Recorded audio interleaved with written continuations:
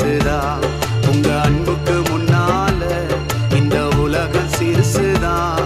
அந்த வானத்தை போல உங்க மனசு பெருசுதான். என் நினைப்பாவே இருப்பவரே ஏசையா, உங்களை நினைச்சாலே உள்ளம் எல்லாம் துள்ளுதையா. என் நினைப்பாவே இருப்பவரே ஏசையா, உங்களை